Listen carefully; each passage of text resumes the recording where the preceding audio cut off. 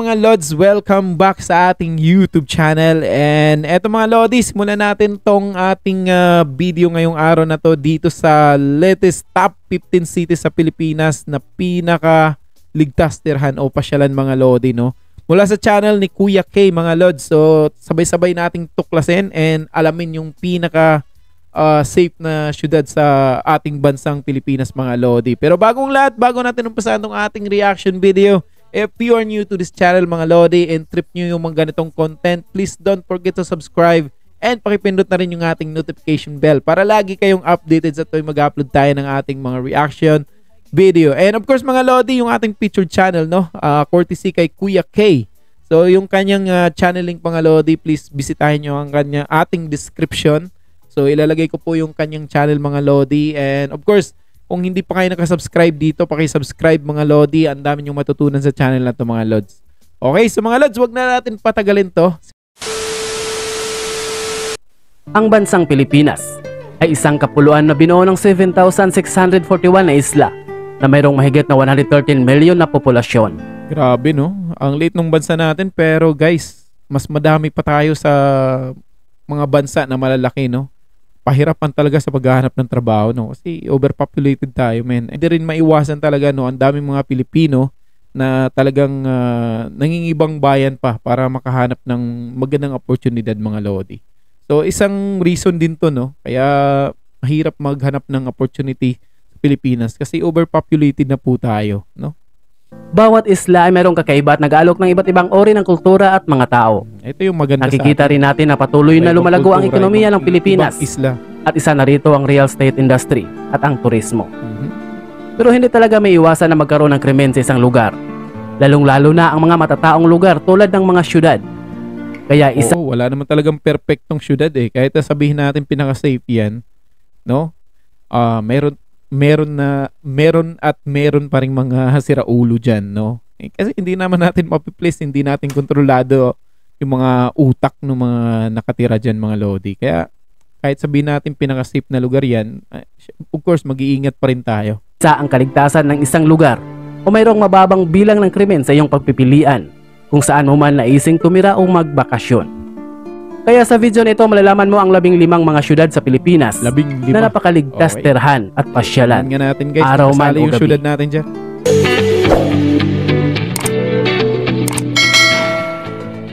Disclaimer po muna mga higala. Ang mga datos na makikita nyo sa video nito ay hindi po namin gawa-gawa lamang. Kami po ay nagsaliksik upang mabuo ang video nito. Ang mga datos naman na ginagamit namin ay galing sa isang malaking website na Nambiyo at ang Post Abroad na kumakalap ng mga data o impormasyon sa isang lugar o bansa tungkol sa crime index rate nito o bilang ng mga krimen sa isang lugar. At ang mga datos na makikita mo ay maaari pang magbago sa pagdating ng panahon. Pang-15, Las Piñas City. Ang syudad na ito ay isa ring tinatawag na first class highly urbanized city na makikita sa rehiyon ng NCR. Ayon naman sa census noong 2020, ang Las Piñas City... Nakatira ko dyan sa Las Piñas na yan eh, no? Masasabi ko safe naman, pero men, kung usapang traffic diyan men, grabe. Sobrang napaka-traffic na lugar yan. Ay mayroong mahigit na 606,000 na populasyon. Kilala rin ang Las Piñas sa paggawa ng bamboo organ, paggawa ng mga jeepney, at ang paggawa ng asin. Dinarayo rin ito ng mga turista dahil sa kasaysayan ng lugar na ito. Ayon naman sa isang website na gumagawa ng database tungkol sa mga crime rate ng isang lugar na Nambiyo. Ang Las Piñas City ay mayroon lamang mababang crime index rate na 36.82. Kaya marami ang gustong mamasyal at manirahan sa lugar na ito. Pang-14, Butuan City. Ang Butuan ay isa ring first-class highly urbanized na syudad sa Mindanao na parte ng Caraga at matatagpuan naman sa probinsya ng Agusan del Norte. Ayon naman sa census noong 2020, ito ay mayroong populasyon ng mahigit 372,000 na katao. At ayon sa kasaysayan, isa ang Butuan sa pinakamatandang lungsod sa Mindanao. At dito rin makikita ang ilan sa mga likas na kayamanan ng ating bansa. Kilala rin ang Butuan sa paggawa ng magagandang bangka at pagmimina ng mga ginto at pilak. Ayon naman sa Nambiyo, ang Butuan ay mayroon lamang 36.33 crime index rate. Kaya isa rin ito sa syudad ng bansa na ligtas pasyalan at tirahan. Pang-13, Rojas City. Rojas. Ang siyudad ng Rojas Capiz ay to. isang third-class component na lungsod at kapital ng lalawigan ng Capiz sa rehiyon ng Western Visayas. Ang dialektong ginamit naman ng mga tao dito ay Capiznon at Hiligaynon. Ayon naman sa census noong 2020, ito ay mayroong populasyon na mahigit 180,000 na katao. Dahil sa ganda ng siyudad at mga dagat nito, kaya ito ay tinaguri ang seafood capital of the Philippines. Ayon naman sa Nambio, ang Rojas City ay isa rin sa pinakaligtas pasyalan at tirhan kung ang pagbabasihan ay ang crime index rate. Kasi napakababang crime rate nito na nasa 34.95 lamang. Pang-12, Tacloban City.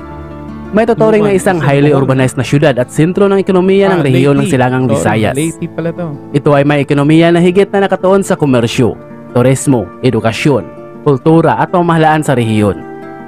Ayon naman sa census ng 2020, ang Tacloban ay mayroong populasyon na mahigit 251,000 na katao. At sa taong 2020 rin, nang naitala ng Tacloban City Police Office at Leyte Provincial Police Office ang pinakamataas na pagbaba sa insidente ng krimen mula sa 51.7% hanggang 35.6%. Mayroon din itong 34.17 crime index rate ayon sa Nambio.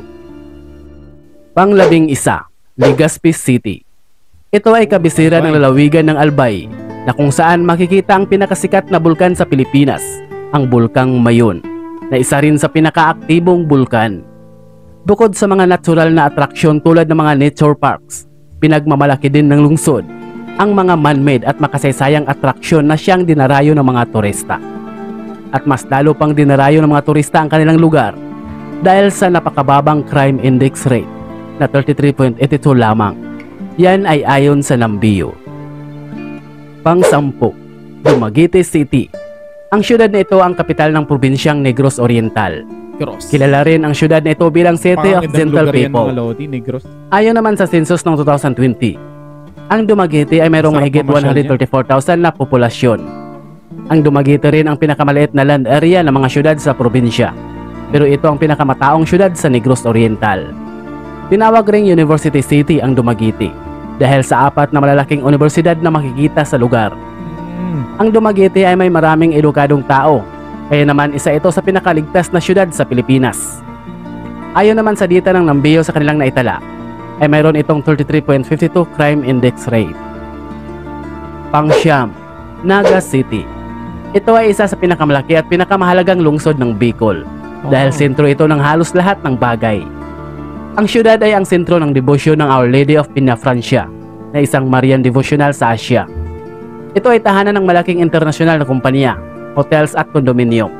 Ayon naman sa report ng census noong 2020, ang Naga ay mayroong mahigit 209,000 na populasyon. Ang syudad na ito ay isa rin sa pinakaligtas puntahan o tirahan dahil ayon naman sa ulat ng Nambio, ang crime index rate ng Naga City ay nasa 32.21 lamang. Pang-8, Lucena City. Ang syudad nito ay isa ring first-class highly urbanized city sa rehiyon ng Calabarzon. Ayon naman sa census ng 2020, ang syudad na ito ay mayroong mahigit 278,000 na populasyon. At isa rin ito sa pinakaligtas na syudad dito sa ating bansa, na ayon naman sa Nambio, ito ay mayroong mababang crime index rate na nasa 32.19 lamang. Kaya hindi ka mangamba at matakot sa iyong seguridad kapag isa ang syudad na ito sa gusto mong tirahan. Pang-7, Valenzuela City. Isa rin ang syudad na ito sa tinatawag na first-class highly urbanized city sa ating bansa at makikita sa rehiyon ng National Capital Region o NCR. Ayon naman sa data ng census ng 2020, ang syudad na ito ay mayroong mahigit 714 na populasyon. Grabe to. Man, Valenzuela, 714 population, 714,000. Grabe men. Hindi mo talaga masasabi na isa pala ito sa pinakaligtas tirhan na syudad kasi napakaraming naninirahan dito. Daming tao eh. Ayon naman sa Nambio, ang syudad ng Valenzuela ay mayroong crime index rate na 31.81 lamang. Pang-6, Marikina City. Ito ay kilala din bilang show capital of the Philippines. May tuturing na isang highly urbanized na syudad ng National Capital Region o NCR.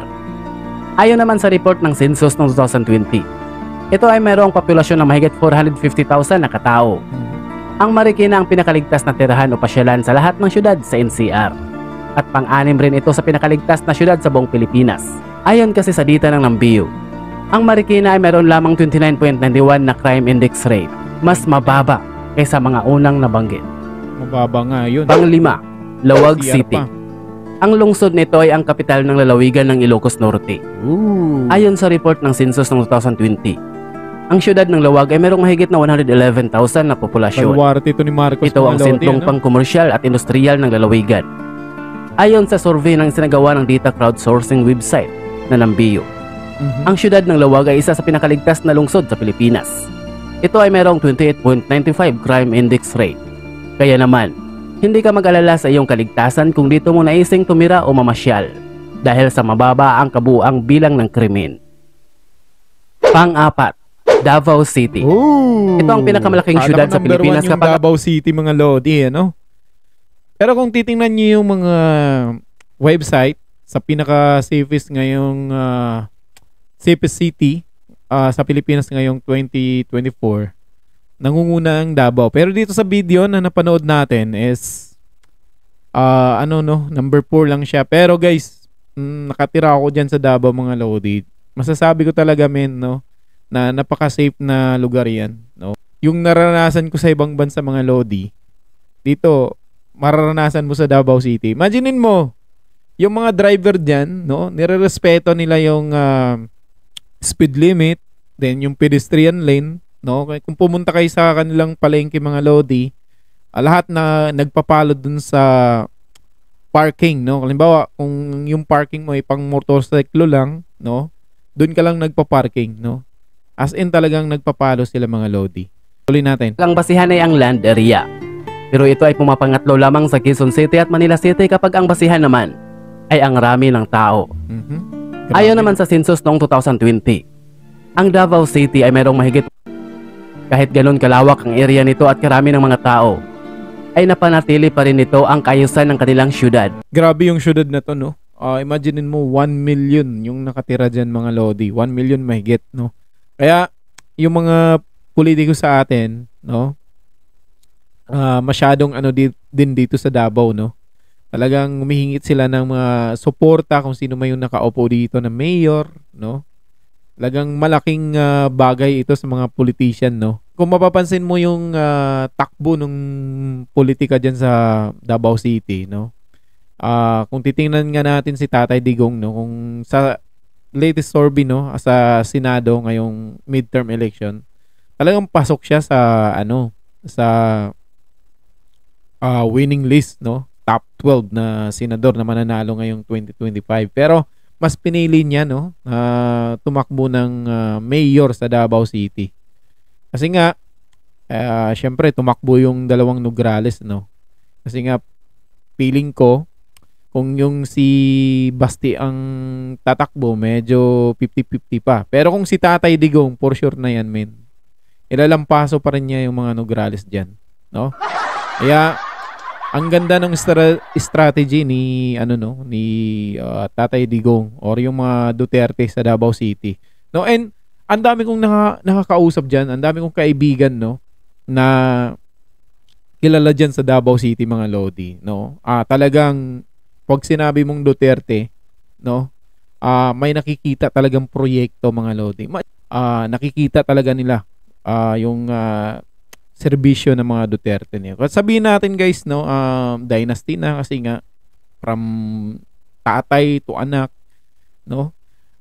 Wala naman sigurong problema doon. Para sa akin, ito yung opinion ko lang, no. Walang problema doon as long as nagagampanan nila yung tungkulin nila, no, sa kanilang lugar, mga lodi. Kaya no wonder, mga lodi, masasabi natin ang Davao ngayon talagang isa sa mga pinaka-progresibo na city and pinaka-safe na city sa buong guys, no, sa buong Pilipinas, mga lodi. Ayon naman sa Nambio, ang Davao City ay isa sa pinakaligtas na syudad tirhan at pasyalan dahil ito ay mayroon lamang 28.12 na crime index rate. Pangatlo, Tagaytay City. Dahil sa mga nagagandahang mga tanawin, isa ito sa pinakasikat na destinasyon sa timog ng Pilipinas. Dahil sa mataas na altitude nito, tanaw nito ang Taal Lake at Taal Volcano. Kaya naman, bahagi ng pinakamahalagang industriya sa kanilang lugar, ang turismo. Hindi lamang bilang isang destinasyon ng mga turista, kundi ito rin ay isang perpektong lokasyon para tirhan dahil sa magandang handog nito at bilang isang ligtas na syudad. Sa katunayan, nakakuha ang syudad ng mababang crime index rate na 24.63 lamang. 24 ang bababa. Pangalawa, Lipa City. Ang syudad na ito ay isang first-class component city ng probinsyang Batangas. Ayon naman sa census ng 2020, ang Lipa ay mayroong mahigit na 372,000 na populasyon. Ayon naman sa datos ng Nambeo at Angkos Abroad na website, ang Lipa City ay isa sa pinakaligtas na syudad sa ating bansa na mayroong mababang crime index rate na nasa 22.58 lamang. Kaya panatag ang loob mo kung dito ka mamasyal o manirahan. Ang nangunguna sa lahat, Tagbilaran City. Ang syudad na ito ang kapital ng probinsyang Bohol. Wow, congratulations. Ayon naman sa census ng 2020, ang syudad na ito ay mayroong mahigit 104,000 na populasyon. Baba lang. Ito ay sentro ng komersyo at nag-iisang syudad ng probinsya. Ito ang pangunahing gateway sa isla ng Bohol at kilala rin bilang City of Peace and Friendship. Ang mga lokal at internasyonal na bisita sa Bohol ay dumadaan sa lungsod sa pamamagitan ng Port of Tagbilaran. Ayon naman sa Nambeo at ang website ng Coast Abroad, ang Tagbilaran City ang siyang pinakaligtas pasyalan at tirhan sa lahat ng mga syudad dito sa ating bansa. Dahil mayroon lamang itong pinakamababang crime index rate sa lahat na 13.24 lamang. Yan po higala ang mga syudad sa Pilipinas na mayroong mababang bilang ng krimen at ligtas tirhan at pasyalan. Pero kahit saan ka man nakatira ay hindi pa rin nawawala ang krimen. Kaya doble ingat pa rin at ugaliing magdasal sa Panginoon. Ito mga Lodi, no? Base dito sa video na napanood natin. Pero ginawa niya yung video is 2023, no? 2023, so hindi siya updated ngayon, ano? So sang-ayon ba kayo dito mga Lodi? Cities na doon sa top 1 hanggang 5th. So sang-ayon ba kayo dito mga Lodi? So please comment down below, no? Diyan sa ating comment section kung kayo ay sang-ayon dito sa video na napanood natin. And of course tama yung sinabi niya mga Lodi, no? Kahit sabihin natin na pinaka-safe yung lugar na yan, na mababa yung crime index niya, no? Hindi pa rin natin maiwasan, no, na talagang may krimen pa rin nangyayari diyan mga Lodi. So tingnan naman natin dito sa ano guys, yung updated ngayon, no? Pinaka safest city, okay? Sa buong ano guys, sa Pilipinas, no? So this is from the Travel Safe Abroad, ano? Okay. So ito yung pinaka-updated, no, 2024, 10 safest cities in the Philippines mga Lodi. So kung titingnan nyo, huwag na natin basahin yung nakasulat dyan. Pero kung titingnan ho natin ng mga Lodi, so nag-number 1 dito. Okay, so 10 safest cities in the Philippines. Okay, so tama yung sinabi ni Pangulong Digong, ano, nung nakaraang Senate hearing mga Lodi. No? And totoo naman talaga, ako'y nakatira din sa Davao mga Lodi. Dyan ako lumaki, ano. Masasabi ko talaga mga Lodi na proud ako sa Davao City, no? Kung ano man yung nakamit nila, or no, napaka-safe, no? Napaka-safe na lugar. So sana lang, 'di ba, yung sabihin natin yung capital city natin sa Pilipinas na maging ganito guys, 'di ba? Imaginein mo, napakaganda noon. Ang daming pupuntang turista, ang daming negosyante na mag-invest, no? Kasi guys, one of the masasabi ko na criteria ng mga negosyante para mag-invest sa bansa natin is yung safety ba yung lugar, no? Kasi kung hindi yan safety, syempre malulugi sila, no? So paano sila mag-invest diyan mga Lodi, 'di ba? So Davao City, no, number 1. Okay, so congrats kay Tatay Digong, ano. So hanggang dito na lang yung ating reaction video mga Lodi, and kung kayo ay may komento or argumento dito sa video na napanood natin mga Lodi, so please comment down below dyan sa ating comment section, ano, and of course pag-uusapan ho natin yan. So hanggang sa muli mga Lodi, ako po si Chiefit TV, and see you on my next reaction video.